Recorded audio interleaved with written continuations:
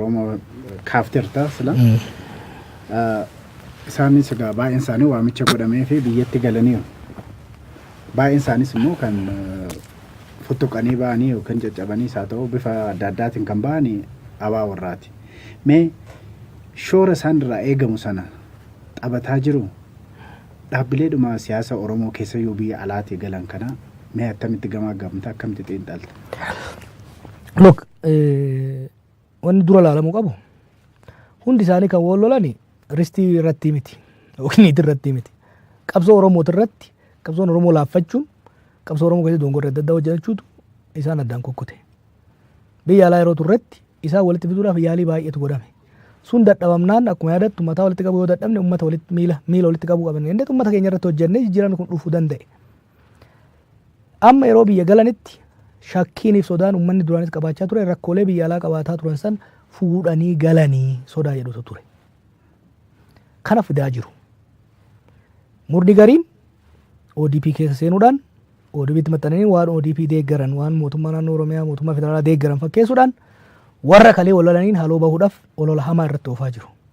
Warri kun mootummaa Itoophiyaa waliigalteen isaan qaban mootummaa Itoophiyaa wajjin ta'uu osoo beekanii ODP qofarratti osoo hin ta'in haaloo murnoota sanii bahuudhaaf isaanis amma beektaa wallola 2001 2008 baroota adda addaatitti Asmaraatti Minnesotaatti Bargan Norweetti walirratti godhaa turan san Finfinneetti fidaa jiru.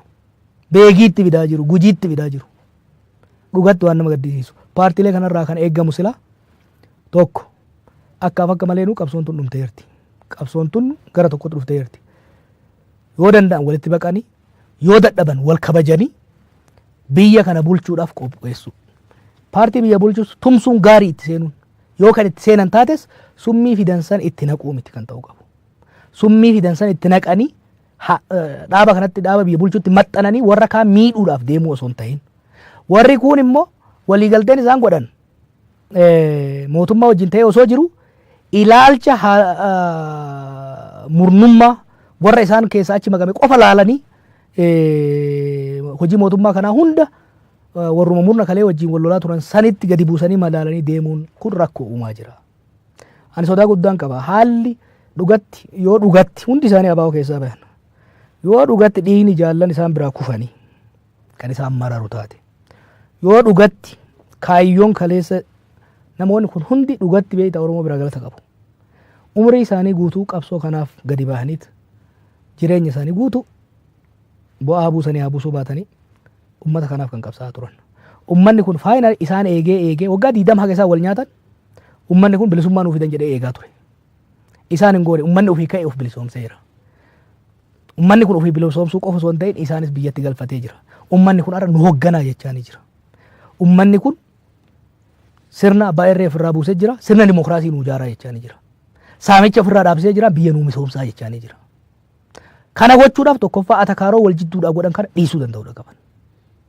Lammaffaa kappaasitii isaanii jaaranii ummata kana paartii ummata kanaan malu jaaranii biyya bulchuudhaaf of qopheessuu qaban malee asuma taa'anii atakaaroo wal jidduutti seenanii ummata kana wal afaan garagalchuun kuni qabsoo kana miidhaa jira. Kanaaf shoora isaanirraa gahu bahaa jiranii natti mul'atu. Ummata keessaa uga deemaa jiran paartii meeqamee kan ummata keessa deemee ummata kana jaaraa jiru. Paartii meeqamee rakkoo diinagdee ummata kanaa kan dhaggeeffataa jiru. Murna meeqamee dhugatti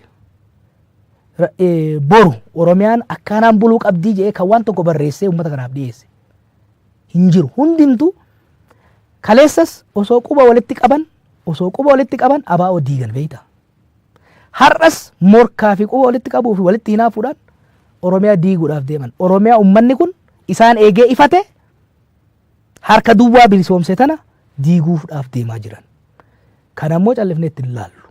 Akkuma kaleessa osoo isaan wal nyaatanii ummanni akka isaan hin dhageenye ummanni keenya biyya alaa akka isaan hin dhageenye goone ummata keenya qabsoo irratti hirmaachifne ammas yoo ta'u taate waan beeynuun waan dandeenyuun akka isaan Oromiyaa fi Oromoo hin diine waan dandeenyu hunda akka goonu ifuuf hin barbaada. Gaariidhamee akka xiinxalaa siyaasaa tokkotti fagoo kana dura har'addaas geenye otoo hin taane rakkoon akkasii kun hin muumama jettee yeroon itti yaaddee jira waan nu yaadachiiftu qabda. halkanii guyyaa kanuma yaada. Ergumaan waa'ee siyaasaa eegaleerraa warri amma hedduu qubanatti qaqqabu kuni achi turan beektan yaadadha. Yeroo tokko tokko waan isaan dubbatan waan hin laaluuf biyya Ameerikaa dhaqee wagguma duraa 2005 achi dhaqee ganna keessa ganna itti aanu 2006 nan yaadadha. Stanford yeroon ture freshmanin ture yeroon turetti oosaa irratti qophii tokko dhiyeesse na dhoorganillee turanii falmadheetuman dhaqee dhiyeesse mataa goofaree guddaa tokkoon qabaa kun seexan dheessaa dhufe na laalan turan yeroo san waa'ee naannummaa irratti qorannoo dhiyeesse. Singaappoor taa'ee waa'ee Ameerikaa kan baay'een achi ilaalan ture sanummaa baa'oo keessattis waan guddadheef jalaammoo waan hubadhachaa dhufe ture naannummaa maddi isiitii fi falli isii maali ka jedhu pappeera dhiyeesseen ture. Naannummaan tuni political regionalism kun bal'ataa kan dhufe qabsoo kana keessatti akka ta'ee fi kuni ammatti qabsoo keenya akka miidhu gara fuulduraa immoo Oromiyaa miidhuu akka danda'u jendeesse yeroo san warri irra murna hedduutti beekuun hundi achi turan baay'een isaanii achi turan.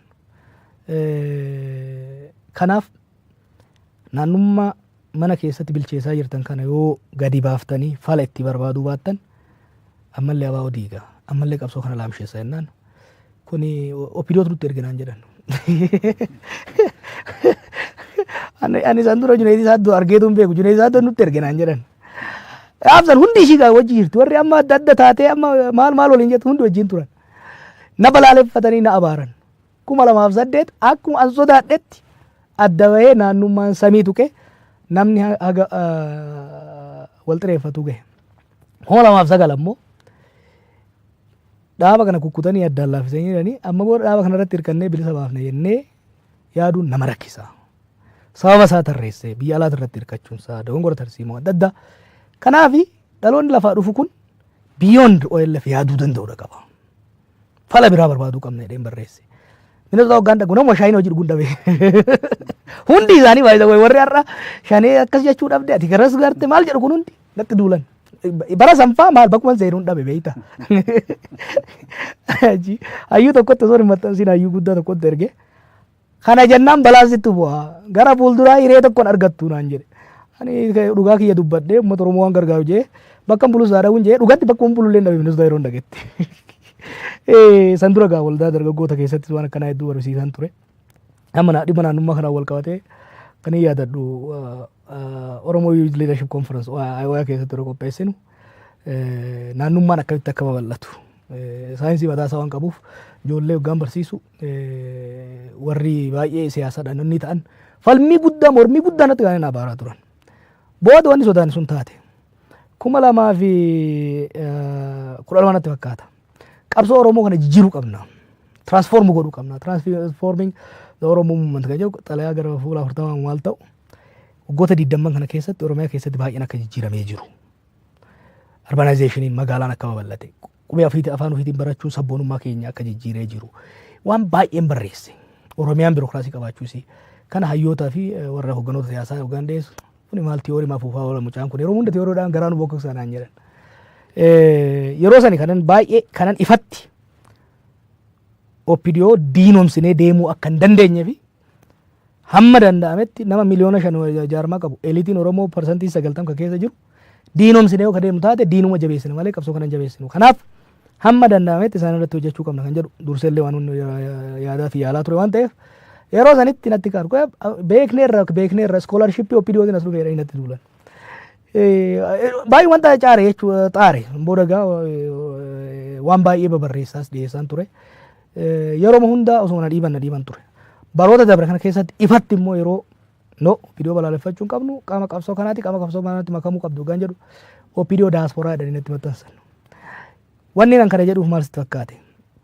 Waan dubbannu hirribumaa kaane waan afaan nu nyaateef kan dubbachaa jirru. Sirritti qorannee sirritti barreessinee dhiyeessina. Warri biyyaa paartilee nama biyya jiran kunis yoo nu hubachuu baatan homaa miti. Warri biyya alaa jiran garuu isaan tokko godhuudhaaf yaaliin xiqqaan hin godhamne. Siisaa ibsaa isaan tokko gochuudhaaf yaalii osoo godhu dhaaba ulfoo jedhamu dhaabate sun jalaa kufnaan aarii saniin dhugatti rakkoo fayyaan isaatillee rakkoo irra bu'ee boodarra gara fuula rabbii deeme. Baay'uma yaalte hayyoonni Oromoo waan kana furuudhaaf dhaga'uu dhabuutu jira. Amma rakkoo amma nu qabatee deemu kana rakkoo amma waa'ee waraanaa waa'ee ce'umsaa kana managing transition kan jedhu naaf Hizqeelii fi Tsaggaayeen yoo xiqqaate gara waraqaa 20 barreessuun oolu. Keessaa fi alatti immoo dhimma kanarratti bara 2006 kaase gara xalayaa 37 laast waggaan lakkaa'u 37 barreessine. Waan barreessinu murna tokko gargaaruudhaaf murna tokko qeequu dandeenya. Nama tokko qeequu dandeenya. Kan qeenu garuu nama san balleessuuf miti. Baduu baatee waan nu fayyadu hin qabu. Dhugatti hamma dandeenyetti beekumsa qabnuun waan dandeenyuun baay'uma yaalle. Kanaaf har'as by the way keessattuu dhimma naannummaa irratti ittiin obbo Galaasan dhiyeenya kan waan akkasii dubbataa ture fakkaate. Naannummaa fi oftummaa fi obsolii dhabuutu rakkoo uumeedhaa ture. Naannummaan extremely dangerous Oromoodhaaf. Kanaaf yeroo baay'ee dhimma naannummaa kana keessaa namni keenya akka bahuu fi keessattuu dhaabbileen siyaasaa hoggansi siyaasaa naannummaadhaan nagadu kan uummata Oromoo bal'aadhaaf karoora tokko hin qabne naannoo ofiitiif qabalee ofiitiif illee karoora takka nama hin qabnedha. It is a sign of a failing leadership. Yeroo nama waa'ee naannummaa sanarratti barreessee ijoollee hedduu barsiisaa ture hamma tokko naannummaan keessa kan hin jirre dhaaba OPDO keessa hin jechaa ture. Maaliif walitti qabdee TPLF cafaqaa waan turteef yeroo naannoo yaadan hin qaban ture. Amma garuu ofitti fidaa jirti ODP'n. Ofitti fidaa jirti. Rakkoon amma siyaasa amma jiru kana keessatti warra ekspertoota naannummaa ta'e ofitti fiddee deemaa jirti. Warri baay'een har'a shanee jedhee duulu kuni warra gadoo biraa kaleessa qabudha. Adeemsi isaanillee adeemsa naannummaa of keessaa qabudha. Gara OLFnis gara shaneetinis jira kun amma. Kuni ani Oromootti kanan wayi kana dhiisuu baannan gara naannummaatti dhiisuu baannan wanni Oromoo baay'ee balleessu amantii miti. Kan Oromoo balleessu naannummaadha. Humna keenya nu buusa. San qofa darbee walitti bu'iinsa hamallee uumuu danda'a. Keessattuu ODP'n akkuma kaleessatti osoo daayivarsii eeggattee deemtee wayyaaf. Gara